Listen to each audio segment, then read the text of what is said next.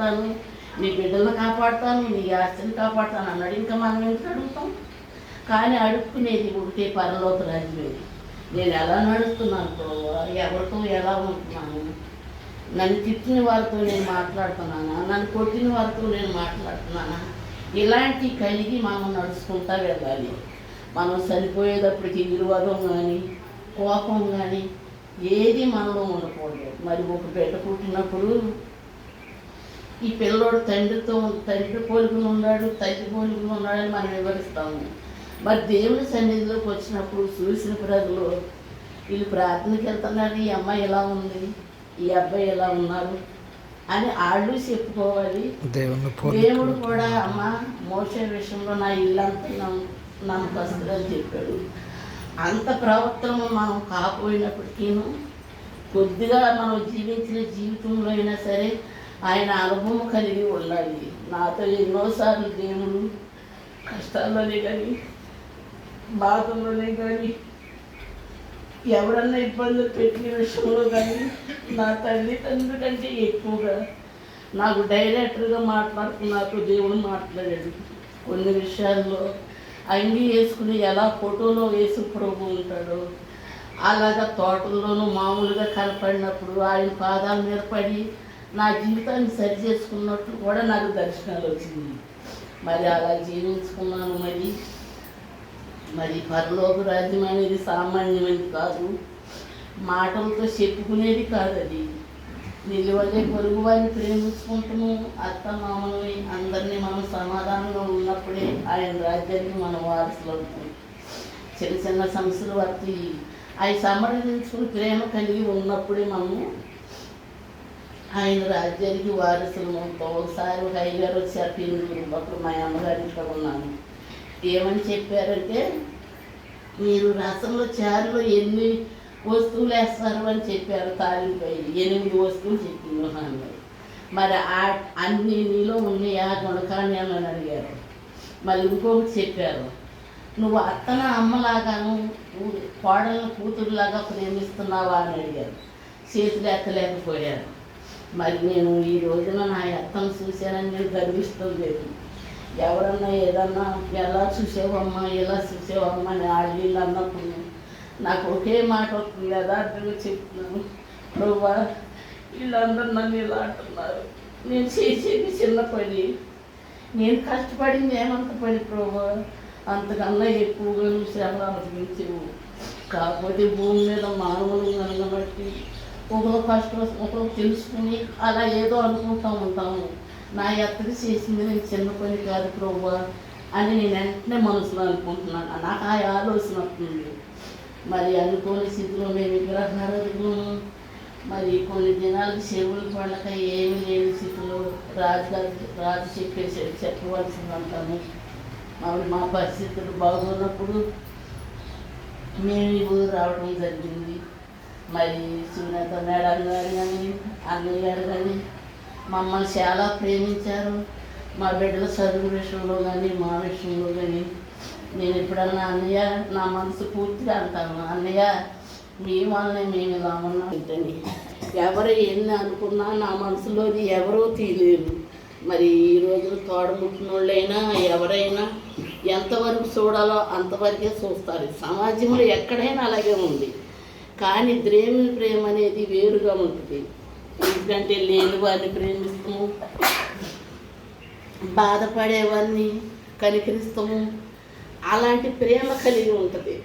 అందుకని మరి మేడం గారు అయ్యగారు మరి అన్నయ్య గారు కూడా మమ్మల్ని చాలా పొగుడుకుంటాం కాదు, మనం పొగుడుకునేది ఏమి మాట్లాడుతున్నామో నుంచుని బైబిల్ చెప్పుకుని అవన్నీ దేవుడు చూస్తాడు. అందుకని మనం నిజంగాను యథార్థంగాను మాట్లాడుకోవాలి. మరి పరలోక రాజ్యం అనేది ఆయన్ని పోలి నడుచుకుని ఆయన మాటల్లో నడుచుకుని ప్రభువా నా జీవితం ఎలా ఉంది, నా మనసులతో నేను ఎలా ఉన్నాను అని ఉండాలి. మరి నేను చదువుకోలేదు, ఏమీ లేదు, జ్ఞానం లేదు దాన్ని. అలాంటప్పుడు మా అమ్మ ఒకే ఒక మాట చెప్పింది, అందరూ ప్రార్థనకి వెళ్తున్నారమ్మా, నువ్వు కూడా ప్రార్థన చేసుకోరాదా, పరలోక రాజ్యం దొరుకుద్ది లేక నరకానికి వెళ్ళిపోతావు, ఒకే మాట చెప్పింది. అది 3 రోజులు ఆలోచించుకుని దేవుని సన్నిధికి వెళ్ళాను. దేవుని చదివి వెళ్ళినప్పటి నుంచి నేను ఆ పరలోక రాజ్యాన్నే పట్టుకున్నాను. నేనేమీ అడగను. కాకపోతే పిల్లలు ఎప్పుడన్నా పరీక్షలకు వెళ్ళినప్పుడు ప్రార్థన చెయ్యమంటే ప్రభువా మాకు ఏమీ లేదు, ఏమీ లేని స్థితిలో నా బిడ్డలు చదివిస్తున్నావు, ఈ బిడ్డలు పాస్ అయ్యేలాగా చూసుకో ప్రభువా అని ఒకటే ప్రార్థన చేసేదాన్ని. అంతకు మించి నేనేమి కూడా దేవుని ఈ రోజుకి అడగను. నేను పరలోక రాజ్యం గురించే అడుగుతాను, ప్రభువా నేను ఎలా ప్రవర్తిస్తున్నాను, ఎలా జీవిస్తున్నానని. అలాంటి స్వభావం మనం అందరము కలిగి ఉన్నప్పుడు బైబిల్ గ్రంథంలో పరలోక రాజ్యం గురించి ఉంది. అది చదువుకుని వెళ్ళిపోవటము, వారం ప్రార్థనకి వెళ్తాము, అది కాదు మనం చూసుకునేది. జీవితాన్ని రోజు తిరగేసుకుంటా ఉంది ప్రభువా నా చరిత్ర ఎలా ఉన్నది అని ఆలోచించుకుని ప్రార్థన అప్పుడే మనకు దేవుని రాజ్యం అనేది పూర్తిగా దొరుకుద్ది. అప్పుడే మనం దేవుని రాజ్యం చేరగలుగుతామనే నమ్మకం ఉంటుంది. మరి మా అత్తయ్య గారు నేను వివాహం చేసుకున్న తర్వాత కొంచెం గట్టిగా మాట్లాడేది. ఏం మాట్లాడినప్పటికీ గంట కూడా ఉండేవాళ్ళం కాదు.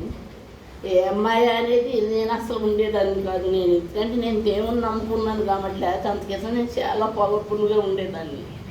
నేను ఎప్పుడైతే దేవుని సన్నిధికి వచ్చానో నేను సమస్తము దేవుని సన్నిధిలో ఒప్పుకుని ప్రభువా ఈ నోటికి ఈ శోభము ఇవన్నీ సమస్తము మార్చి నీ బిడ్డగా చేసుకో ప్రభువా అన్న. ఆ రోజు నుంచి ఈ రోజుకి నేను అలాగే ఉంటాను. ఇప్పుడు కూడా ఎవరు వచ్చినా నా మనసు పూర్తిగా భోజనం పెట్టి పంపుతారు. పంపించిన వాళ్ళు నన్ను ఏమన్నా అన్నా సాటును బాధపడుకుంటా, కానీ వాళ్ళతో మాట్లాడకూడదనే స్వభావం మట్టికి నాకు ఉండదు. ఎందుకంటే దేవుడు నాకు చెప్పాడు, అమ్మా మా అక్కోళ్ళ పడుకున్నాను తెల్లవారుజామున, నువ్వు ఈ లోకంలో ఎంతైతే కష్టపడుతున్నావో అంతకంతకు నీకు ప్రతిఫలం ఉందమ్మా. అక్కడ మీ అమ్మ తిడుతుంది, మీ నాన్న కొడతాడు, అందరూ నిన్ను తిడతారు కొడతారు, ఓర్చుకోమని చెప్పాడు. నిజమైన మాట అండి ఇది. అలాగే నేను మరి మా అత్తగారు ఎలా చేసినా ఎలా చెందినా అత్త కోడలు కాబట్టి నా ధర్మంగా నేను మాట్లాడే విధానం ఉంది, కానీ మాట్లాడను. ఎందుకంటే నేను మాట్లాడితే దేవుని రాజ్యానికి దూరం అయిపోతాను. దేవునికి బిడ్డగా ఉండాలంటే నేను ఇప్పుడు మా అత్తయ్యే కాదు, ఎవరైనా కొంచెం బాధపడితే నేను చేయగలగల చెప్తుంటే చేస్తాను. ఎందుకంటే దేవుని రాజ్యం అంటే మనుషులు ప్రేమ కలిగి ఉన్నప్పుడే దేవుని రాజ్యం అనేది దొరుకుద్ది. మరి అందుకని మా అత్తయ్య కాలు ఇరిగిపోయిందని కబురు వచ్చినప్పుడు ఫోన్లో మాట్లాడి ఎల్లుండి వస్తాను అత్తయ్య అని శివ ఉంది అక్కడ. వచ్చినప్పుడు ఈ 4 నెలల నుంచి ఇద్దరము ఎన్నో చెప్పకూడదులేండి, ఎన్నో బాధపడింది నా దగ్గర. నన్ను పొగిడింది, నన్ను పిలిచే పిలుపులో కూడా చాలా దీనత్వంగా పిలిచింది. ఇద్దరము ఒక సంటి పిల్లల్లాగా ఆడుకున్నాం ఈ 4 నెలలు. ఏదన్నా ఇసుకిస్తున్నప్పుడు ఊరికే ఏంటి అత్తయ్య అన్నప్పుడు, అదిగో నన్ను అంటున్నావు కానీ నన్ను చాలా ప్రేమిస్తావు, ఏదో అలా ఆడుకున్నట్టుగా మా కాలక్షేపం 4 నెలల నుంచి జరిగిపోయింది. కానీ ఈ రోజున అత్తయ్య లేదు.